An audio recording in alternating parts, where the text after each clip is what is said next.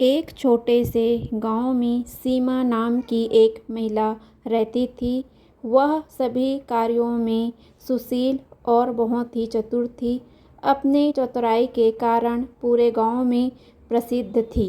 लोग अक्सर सीमा के पास मदद के लिए आया करते थे और गांव में एक लालची साहूकार रहा करता था, जो गांव के भोले भाले गरीब लोगों को ऊंचे दर में ब्याज दिया करता था। कर्ज के पैसे वापस न दे पाने पर वह लालची साहूकार गांव के लोगों से उसका जमीन छीन लेता है। एक दिन सीमा के पति को भी अचानक पैसे की जरूरत आन पड़ी। वह लालची साहूकार सीमा के पति से उसके ज़मीन का कागजात लेकर उसको भी पैसे उधार दे देता है। कुछ महीने बाद साहूकार सीमा के घर पैसे मांगने आता है, लेकिन सीमा के पति के पास पैसे नहीं होते हैं। साहूकार चिल्ला के बोलता है, अगर पैसे नहीं दे सकते हो तो तुम अपना ज़मीन मुझे दे दो। साहूकार की यह बात सुनकर सीमा समझ जाती है कि साहूकार धोखा देने चाहता है, तो सीमा शांत होकर बोलती है, लेकिन फैसला पंचायत में होगा।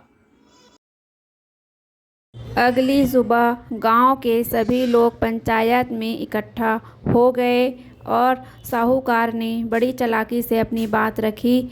मैं एक थैले में 2 पत्थर डालूंगा, एक काला और एक सफ़ेद। अगर सीमा सफ़ेद पत्थर निकालती है तो कर्ज माफ़, और अगर काला पत्थर निकालती है तो ज़मीन मेरी।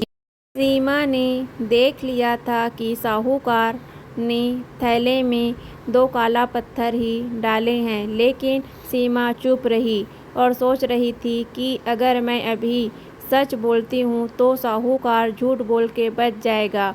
सभी लोग सोच रहे थे अब क्या होगा। सीमा ने थैले से एक पत्थर निकालकर जानबूझकर ज़मीन में गिरा दिया। पत्थर मिट्टी में खो गया। फिर सीमा मुस्कुराकर बोली, कोई बात नहीं, थैले में जो पत्थर बचा है उससे पता चल जाएगा कि मैंने कौन सा पत्थर थैले से निकाला था। थैले में काला पत्थर ही बचा था, इसलिए सभी को मानना पड़ा कि सीमा ने सफ़ेद पत्थर ही निकाले हैं। पंचायत ने साहूकार को डांट लगाई और साहूकार का झूठ सबके सामने आ गया। फिर मजबूरन उसे कर्ज माफ़ करना पड़ा।